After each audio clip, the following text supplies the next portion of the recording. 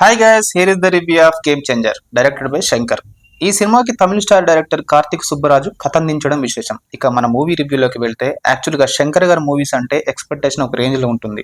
అలాంటిది శంకర్ మరియు star hero Ram Charan కాంబోలో రావడం, పైగా స్ట్రైట్ తెలుగు మూవీ అవ్వడంతో ఎక్స్పెక్టేషన్ మరొక రేంజ్కి వెళ్ళింది. ఓవరాల్ గా నాకైతే ఈ మూవీ వన్ టైం వాచబుల్ గా అనిపించింది. ఇక మన రామ్ చరణ్ ఫ్లాష్ బ్యాక్ లో Appanna character, present IAS Ramanandan characters రెండు రోల్స్ కూడా చాలా బాగా చేశారు. కీరాద్వాని క్యారెక్టర్స్ కి అయితే మూవీలో అంత స్కోప్ ఏం లేదు, జస్ట్ సాంగ్స్ వరకే ఉంటుంది.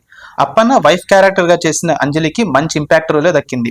ఎస్జే సూర్య అండ్ శ్రీకాంత్లు కూడా చాలా బాగా చేశారు. ఇక మిగతా క్యారెక్టర్స్ చూసుకుంటే రాజీవ్ కనకల, జయరామ్, సముద్రకని, సునీల్ వారి వారి పాత్రలకు అయితే న్యాయం చేశారు. ఇక మూవీ ఫ్లాట్ విషయానికి వస్తే సీఎం సత్యమూర్తి అనగా శ్రీకాంత్ తన వారసుడిగా కొడుకు లేని ఎస్జే సూర్య, జయరాములు ఉండగా రామ్ చరణ్ ని సీఎం గా అనౌన్స్ చేస్తాడు. సీఎం అవ్వడమే లక్ష్యంగా పెట్టుకున్న ఎస్జెస్ సూర్యని కాదని రామ్ చరణ్ ని సీఎం చేయడం కారణం ఏంటి? దీనికి ప్రతీకారంగా ఎస్జెస్ సూర్య ఏం చేశాడు? రామ్ చరణ్ కు ఎస్జెస్ సూర్యల మధ్య జరిగే పోరాటమే గేమ్ చేంజర్ మూవీ. ఫ్యామిలీతో చూడొచ్చా అంటే ఎస్ చూడొచ్చు, ఎలాంటి అడల్ట్ కంటెంట్ ఏం లేదు. ప్లస్ పాయింట్స్: రామ్ చరణ్, ఎస్జెస్ సూర్యల acting, song visuals, production values. Negative points: work out అవ్వని emotions, boring romantic track, climax and pre climax. Final గా ఈ మూవీకి నేను ఇచ్చే రేటింగ్ 2.75 అవుట్ ఆఫ్ 5. ఈ రివ్యూ మీకు నచ్చినట్లయితే ఛానల్ సబ్స్క్రైబ్ చేసుకోండి. థ్యాంక్ యూ ఫ్రెండ్స్, జై హింద్.